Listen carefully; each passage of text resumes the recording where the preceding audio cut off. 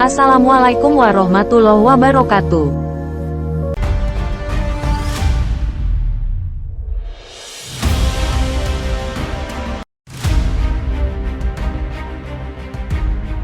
Menurut Dr. Isa Daud, kemunculan Dajjal di segitiga Bermuda, 2000. Dajjal lahir 100 tahun sebelum kelahiran Nabi Musa. Ia terlahir dengan nama Musa. Kata ini diambil dari bahasa Mesir, yang artinya terapung. Karena memang Dajjal pada masa kecilnya terapung di atas air karena bencana tsunami di negeri Samirah, Palestina. Nama lengkap Dajjal adalah Musa Samiri, yang artinya, Musa dari negeri Samirah. Jadi ada dua Musa yang populer di kalangan Bani Israel, yaitu Musa bin Imran, yang kelak menjadi Rasul, dan Musa Samiri, yang merupakan cikal bakal Dajjal dan utusan iblis laknatullah. Dajjal terlahir dari keluarga penyembah patung sapi, yang dalam Quran disebut Ijlu, anak sapi. Dajjal terlahir dari perkawinan sedarah. Dampak dari perkawinan ini, menjadikan Dajjal menjadi manusia cacat, dengan mata buta sebelah. Sejak kelahirannya, Dajjal tidak mau menyusui dan senantiasa tertidur, hingga mengakibatkan payudara ibunya mengalami pembengkakan hebat dan menimbulkan panas yang luar biasa. 2 bulan kemudian ibunya meninggal. Pada saat itulah di negeri Samirah gempa di dasar laut yang menimbulkan tsunami yang sangat hebat.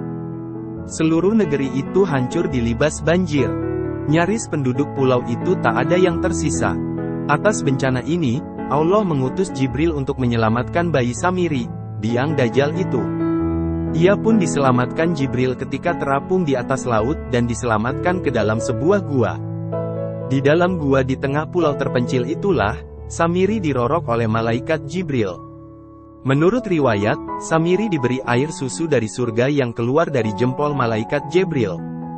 Begitulah hari-hari Samiri dibesarkan dalam asuhan Raja Malaikat Jibril. Banyak pengetahuan yang didapat Samiri dari Jibril, meski bukan dalam kata-kata.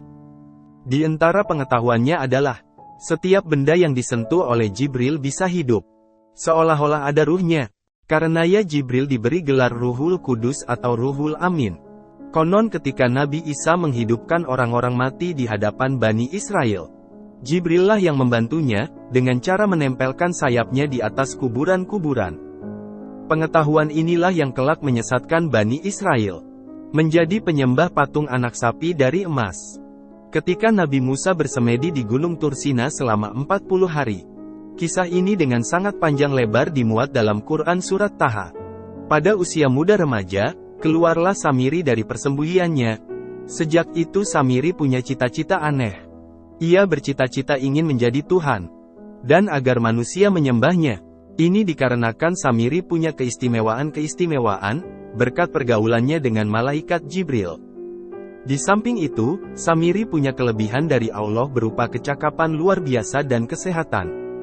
Diriwayatkan, Dajjal tidak pernah tua dan pikun. Setiap mencapai usia 100 tahun akan menjadi muda kembali. Itulah antara lain kelebihan Allah yang diberikan kepada Dajjal Samiri.